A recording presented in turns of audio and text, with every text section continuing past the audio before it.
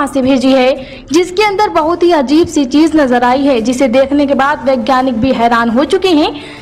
और इस भविष्यवाणी का आधार बनी है हजारों साल पुरानी ईसाइयों की धार्मिक किताब बाइबल। अमेज़न जंगल में रहने वाले लोगों ने अजीबोगरीब दावा किया है। जंगलों में रहने वाले स्थानीय लोगों ने पेरू में बड़े सिर और पीली आंख वाले 7 फीट लंबे एलियंस देखे जाने की सूचना दी है। आत्मा कह रहा है, मैं इसी समय होली स्पिरिट से बात कर रहा हूं और पवित्र आत्मा ने मुझे कहा, कह रहा क्यों परमेश्वर का क्रोध उतर रहा है? क्योंकि लोगों ने परमेश्वर की प्रकृति के साथ छेड़छाड़ करना शुरू कर दिया है।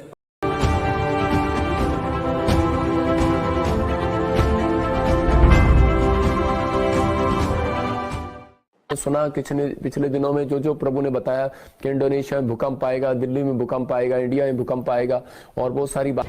तो जो भी हेल्प आती है तो मैं हेल्प कर देता हूँ। मेरे पैसे से नहीं दे रहा हूँ मैं आपको, जैसे मेरे पास मदद आई है तो मैं आपकी हेल्प कर रहा हूँ, समझ रहा हूँ। जैसे आप लोगों की परेशानी है तो आज की जो भी आपकी वेजेस है वो मैं आपको कर देता हूँ। और बस उन लोगों को दुआ दे देना जो पैसे देते हैं उनको, उनके लिए बाल बच्चे ख्याल रहें, पढ़ाई करके बड़े हो जाएँ। और यूपी से आए हैं और 6 तारीख से आए और भूखे प्यासे सब काम कर रहे हैं और इनके लिए और इनका पता एड्रेस अपन लेंगे और जो मदद हो सकेगी वो करेंगे, क्योंकि बारिश का टाइम है। आप भी देख रहे हो कि ये बांसुरी बजाते हैं, ये बांसुरी का इनका व्यापार है। उनकी छोटी सी हेल्प अगर हम करते हैं आपकी तरफ से, अगर 1 रुपये से लेके आप जो चाहें वो दे सकते हैं। क्यू कार्ड पे अपना दशवांत या अपनी गिफ्ट ही मान ले, गिफ्ट के रूप में आप इन्हें भेंट कर सकते हैं और प्रभु आपको आशीष देगा। आत्मा कह रहा है, मैं इसी समय होली स्पिरिट से बात कर रहा हूं और पवित्र आत्मा ने मुझे कहा, कह रहा क्यों परमेश्वर का क्रोध उतर रहा है? क्योंकि लोगों ने परमेश्वर की प्रकृति के साथ छेड़छाड़ करना शुरू कर दिया है। और 23 में कि बहुत सारी गर्मी निकलने के बाद कह रहा कि वो जितने भी कीटाणु होंगे वो सब ऊपर आएंगे और तहस नहस करेंगे। बहुत सारे मैं देख रहा हूं कि फॉरेन में भी, इंडिया में भी कि किसान लोग परेशान होंगे, सड़कों पर निकल आएंगे, क्योंकि बहुत सारे लोग अपनी जमीनों को बेचना स्टार्ट कर देंगे। बहुत सारे लोग कहेंगे कि ये जमीन अच्छा नहीं है, हमें फायदा नहीं हो रहा।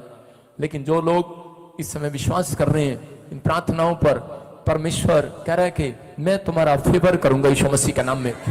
जो लोग पवित्र आत्मा से प्रेयर करेंगे, मैं उन लोगों के लिए बोल रहा हूं, अब पवित्र आत्मा कहता है मैं उन्हें जीरो से हीरो बनाऊंगा यीशु मसीह के नाम में।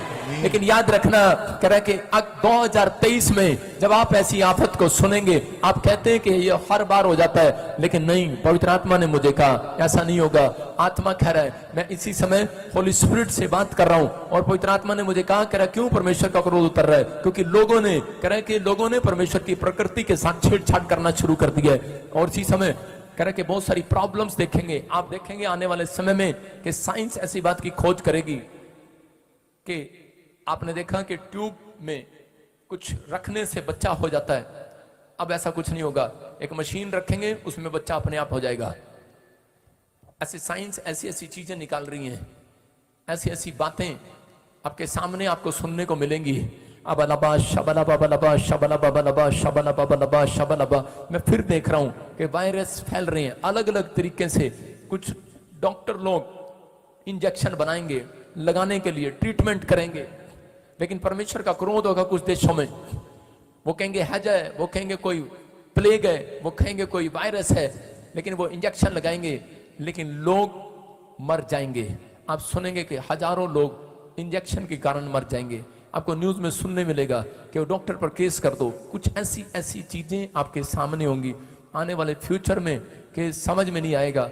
लेकिन परमेश्वर करे कि भक्ति करने वाले लोगों को, प्रार्थना करने वाले लोगों को, जहां पर भी आप जाते हैं आप प्रार्थना करते हैं, लेकिन आप हाथ उठाएं और परमेश्वर आपके देशों में सुरक्षा देगा यीशु मसीह के नाम में। इसी समय फिर से कहो hallelujah hallelujah hallelujah hallelujah hallelujah. Tsunami लहर आई और आसपास की छतें उड़ गई, प्रॉब्लम्स आ गए, लेकिन इस बार ऐसा नहीं होगा। रिकॉर्ड तोड़ होगा जो बहुत भयानक होगा। इसलिए आपको यहां पर बुलाया गया 2023 में कि आप लोग प्रार्थना करें। आपके रिश्तेदार, आपके परिवार के लिए सब कुछ कर सकता है। आप जान के अनजान ना बने, आप अनदेखा करते हैं मेरे भाई बहनों। कोई आपसे मांगता है तो आप नहीं देते हो, कोई आपको पुकारता है तो आप नहीं जाते हो। आप क्यों ऐसा जीवन जी रहे हो? जबकि परमेश्वर के सिग्नल यही है कि जो परेशानियाँ आती है उसके पीछे परमेश्वर खड़े होते हैं।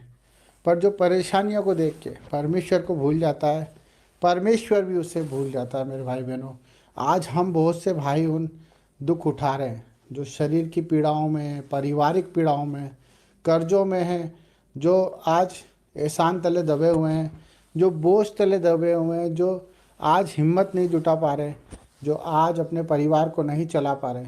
ये सब बातें प्रकृति के रूप में हमें सिग्नल देती है, जो परमेश्वर के वचन के द्वारा हमें, जिस तरह से एक पुलिस वाला आराधना करता है, जिस तरह से एक पार्लियामेंट के अंदर चीख चीख कर एक संविधान के लेकर, एक संविधान को लेकर, एक न्याय को लेकर परमेश्वर की जीविता का प्रमाण देता है, और इसी तरह परमेश्वर की प्रकृति भी उस चीज़ का प्रमाण देती है। जब नदी नाले सूख जाते हैं, जब आकाश काला हो जाता है और चंद्र ग्रहण होता है और सूर्य उदय होता है और पंछी आकाश में इधर से उधर होते हैं, जिन पे कोई बंधन नहीं है, जिन पे कोई बंधन नहीं है, वो कोई देश को नहीं जानते, वो कोई जात नहीं जानते, कोई समाज नहीं जानते, वो सिर्फ परमेश्वर की हमें सिग्नल देते हैं, वो परमेश्वर की क्रियाओं को हमें समझाते हैं। पर हम भूल जाते हैं कि हम इस सृष्टि में ईश्वर के भरोसे आए हैं। हम परमेश्वर के रूप में, उसके समानता के तरह हम इस सृष्टि में आए हैं। हम जिस दिन अपनी फ़िक्र करना छोड़ देंगे, जिस दिन हम दूसरों की फ़िक्र करना शुरू कर देंगे, उस दिन आपको परमेश्वर की हर एक बात सुनाई भी देगी और दिखाई भी देगी। हमें अपने दर्दों को, अपने दुखों को आज अपने जीवन से निकाल के फेंकना है। हमें उनका महत्व ख़त्म करना है।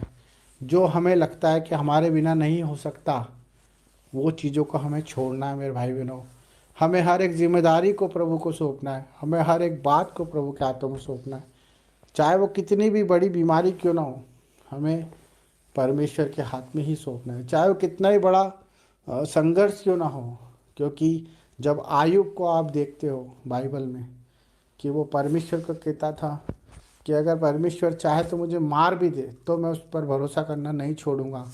हमारा भरोसा परमेश्वर पर होना चाहिए, क्योंकि न्याय का दिन निकट है। आपके न्याय का दिन निकट है, क्योंकि आपने जो करा है उसे आपको प्रभु के सामने रखना पड़ेगा। इसलिए मन फिराओ, पश्चाताप करो, प्रभु के करीब आओ, दुआएं करो, प्रार्थना करो। इसी से बचोगे, हर एक परेशानी से, हर एक तकलीफ़ से, कर्जों से, बीमारियों से। जब आप मन फिराओगे और अपनी गंदी आत्मा को छोड़कर परमेश्वर की पवित्र आत्मा को स्वीकार कर लोगे, यही सच्चा परमेश्वर हमसे चाहता है कि आप आपकी फ़िक्र छोड़ दें और परमेश्वर की प्रार्थना दुआ में लग जाएं।